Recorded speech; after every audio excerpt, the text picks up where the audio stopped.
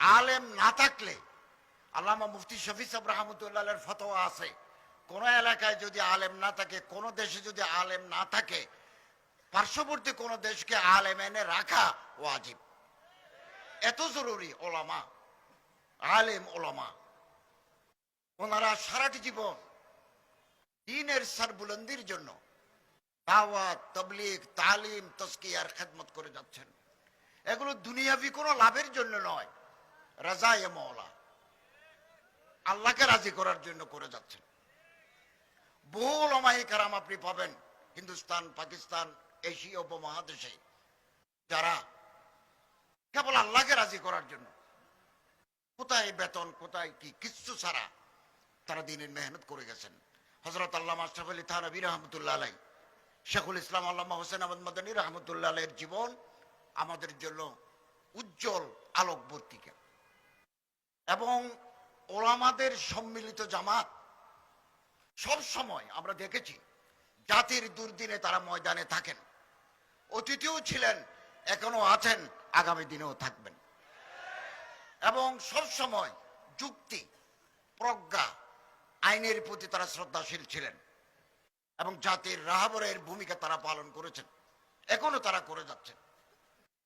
এবং সব সময় ওনাদের সহিষ্ণুতা, ওনাদের প্রজ্ঞা জাতিকে পথ নির্দেশনা দিয়েছে, এখনো দিচ্ছে, আগামী দিনেও তারা এরকম প্রজ্ঞার পরিচয় দিবেন, জাতি সেটা প্রত্যাশা করে।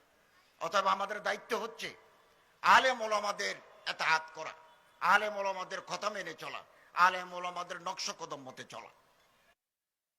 এবং ইনশাআল্লাহ আজিজ, এই দেশে যারা মানুষ খুন করেছে, গুম করেছে, আয়নাঘরে বন্দি করে রেখেছে এবং মিথ্যা মামলা দিয়েছে, তাদের বিচার হবে ইনশাআল্লাহ। বিচার আল্লাহর জমিনেও হবে, জের জমিনেও হবে, আখিরাতেও হবে। দুনিয়াতে তো হবেই, আখিরাতেও হবে। আমরা কোনো অপরাধীকে ছাড় দেব না। যারা সত্যিকারের অপরাধী, কালপ্রিট, যারা ফৌজদারি অপরাধে জড়িত, তাদেরকে আইনের আওতায় আনতে সরকার প্রতিশ্রুতিবদ্ধ। আপনারা জানেন আমরা অত্যন্ত এই নাজুক পরিস্থিতিতে দেশের দায়িত্ব নিয়েছি। 5 মাস চলমান। আমরা ইতিমধ্যে, আপনি 16 বছরের জঞ্জাল একদিনে পরিষ্কার করতে পারবেন না। এটা সেটআপ আছে, এটা বহুদিনের সেটআপ। এই সেটআপকে শুদ্ধ করতে সময়ের প্রয়োজন, কিন্তু আমাদের হাতে বেশি সময় নাই। আমাদের প্রধান উপদেষ্টা মহোদয় ঘোষণা করেছেন 25 সালের শেষে অথবা 26 সালের প্রথম অর্ধে আমরা একটা নির্বাচন দেব। যে নির্বাচন এদেশে ছিল না, 15 বছর এদেশে নির্বাচন ছিল না। নির্বাচন ছিল ব্লেটেন্ট, নির্বাচন ছিল প্রহসন, নির্বাচনের প্রতি জনগণের কোনো আকর্ষণও ছিল না। Police officer, presiding officer, assistant presiding officer, গভর্নমেন্টের ল এনফোর্সিং এজেন্সি কেন্দ্রে বসে আছেন, ভোটার নাই।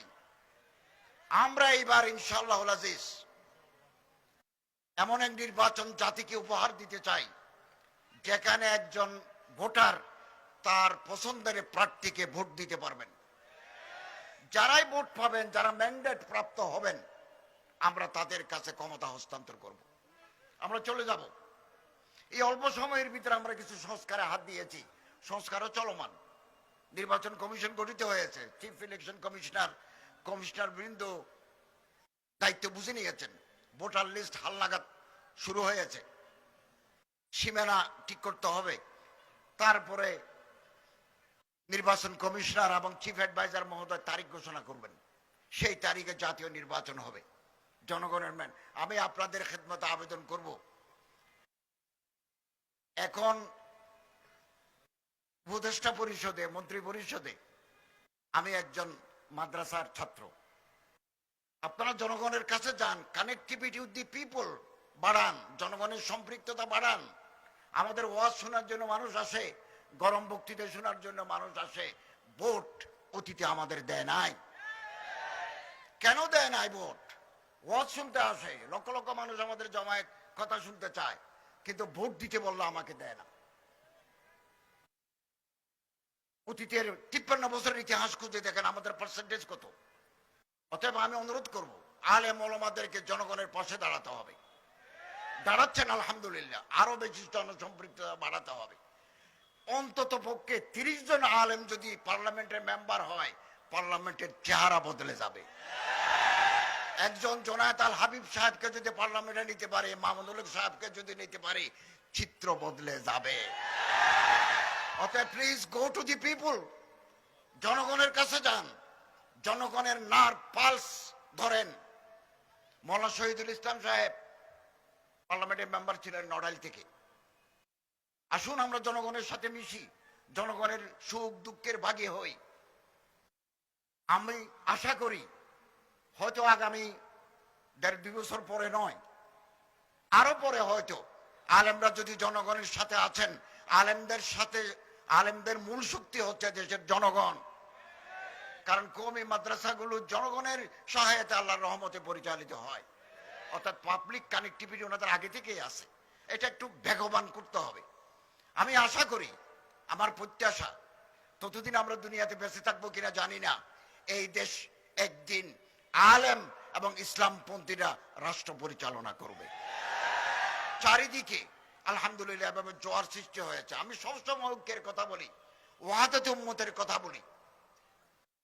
এখনো যদি যারা ইসলামী আদর্শকে লালন করি, আমরা যারা, আপনারা, আমরা যদি একটু কাছাকাছি আসতে পারি, তাহলে আগামী দিনের ইতিহাস বদলে যাবে।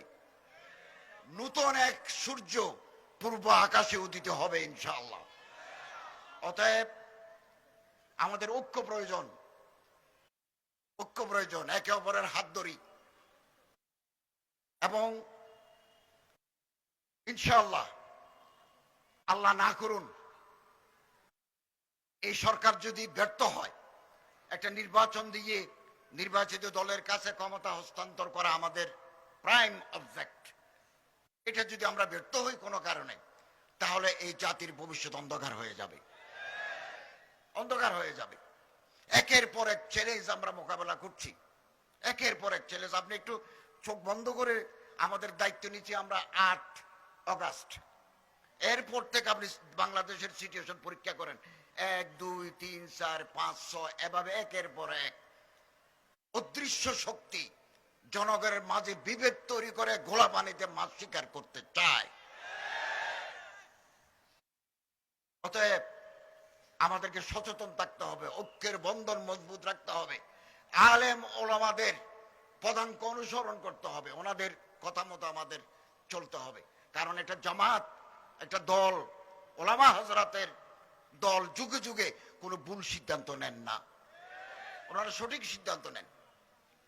এবং আলহামদুলিল্লাহ ভারতে আকবরের মতো গোমরাহ শাসককে সত্যের যিনি দাওয়াত দিয়েছেন, উনি মুজাদ্দেদ আল-ফেসানি আহমদ সিরহিন্দি। ভারতের বুকে যিনি ব্রিটিশ বিরোধী আন্দোলন করেছেন, তিনি একজন আলেম, শেখুল হিন্দ আল্লামা মাহমুদুল হাসান। তুরস্কে যিনি আন্দোলন করেছেন, আজ এরদোগান প্রেসিডেন্ট, আমাদের চিফ অ্যাডভাইজারের সাথে, চিফ অ্যাডভাইজার কালকে আল আজহার ইউনিভার্সিটিতে বক্তৃতা করবেন এবং রজব তাইয়িব এরদোগানের সাথে দ্বিপাক্ষিক আলোচনা করবেন।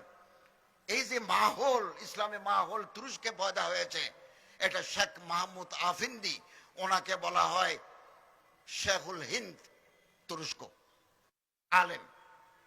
এই একজন আলেম মারা যাওয়ার পরে তুরস্কের প্রেসিডেন্ট লাশকান্দি নিয়েছেন, লাশকান্দি নিয়েছেন। রাশিয়ায় সমাজতান্ত্রিক বিপ্লবের পরে যারা আবার তিরমিজ, সিস্তান, বুখারা, সামারকান্দ, তারপরে এই সমস্ত এলাকায় আবার যে মাদ্রাসাগুলো চালু করে ইসলামী মাহৌল পয়দা করলেন, সেটার পিছনে আছে ওলামা।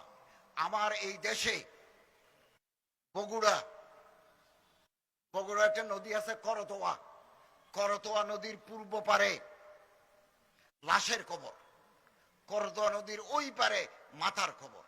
মৌলানা আব্দুল মান্নান তালিব সাহেব রহমতুল্লাহ আলাই বাংলাদেশের ইতিহাস কিতাবে লিখেছেন সন্ত্রাসীরা এসে এই দাই ইলাল্লাহকে জবাই করে মাথা নিয়ে গেছেন।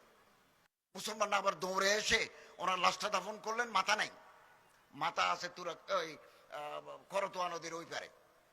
এরকম ওলামায়ে কেরাম যুগে যুগে শ্রম দিয়েছেন, মেহনত করেছেন, রক্ত দিয়েছেন। পৃথিবীর কোন রক্ত বৃথা যায় নাই, যাবেও না ইনশাআল্লাহ। অতএব আসুন আমরা ওলামা হযরতদের, হযরত ওলামায়ে কেরাম, মাশায়েখে আযম, আইম্মায়ে মাসাজিদ যারা সারাটি জীবন দ্বীনের জন্য মেহনত করে গেছেন, এক একটা মাদ্রাসা করেছেন রক্ত পানি করে, রক্ত পানি করে। আমি নিজেও মাদ্রাসার ছাত্র, মাদ্রাসার ওস্তাদ ছিলাম, এখানে আজ বিশ্ববিদ্যালয়ের প্রফেসর ছিলাম এখানে দায়িত্ব নেওয়ার আগে। আমার এগুলো জানা আছে। আমার বাবাও মুহতামিম ছিলেন এক মাদ্রাসার, আমার আত্মীয় স্বজনও মাদ্রাসার সাথে যুক্ত। আমার তো এগুলো পরবর্দা। অতএব আসুন আমরা ঐক্যবদ্ধ থাকি, আমাদেরকে সহযোগিতা করুন, এই সরকারের হাতকে মজবুত করুন।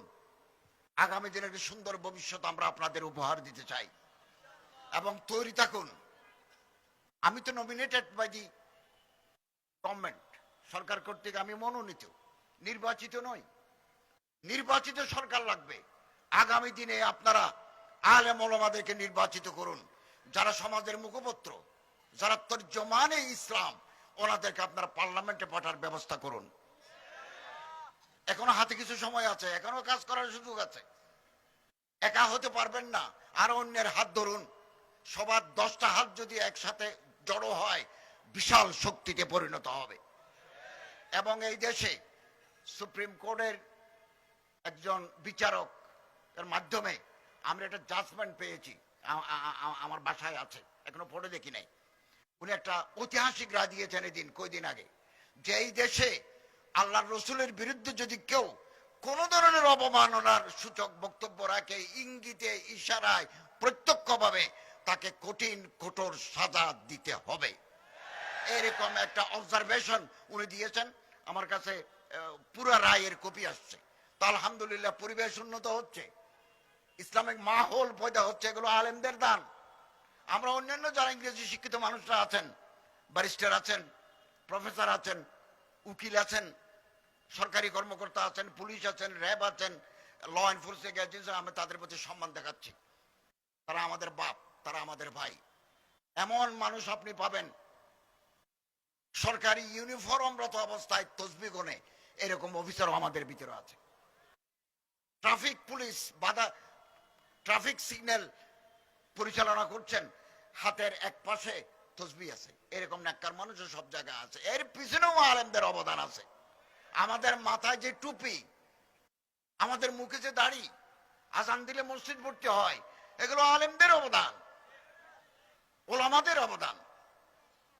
ওলামারা আমাদের মাথার তাজ,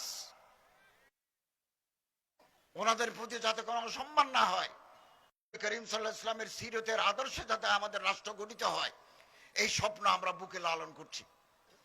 আমাদের এটা এক পর্যায়, একটা মারহালা। আমরা একটা পর্যায়ে আছি, আরো পর্যায়ে আসবে, আরো ফেজেস উইল কাম। আল্লাহ তাআলা আমাদের সবাইকে দ্বীনের খেদমত ব্যাপকভাবে করার তৌফিক আল্লাহ তাআলা আমাদের দান করুন, আমিন। এবং হযরত উলামায়ে কেরাম যারা আছেন, তাদের খেদমতকে আল্লাহ তাআলা দিন দুগনি রাত চুগনি তরক্কি দান করুন, আমিন। ওয়া আখিরু দাওয়ানা আলহামদুলিল্লাহি রাব্বিল আলামিন।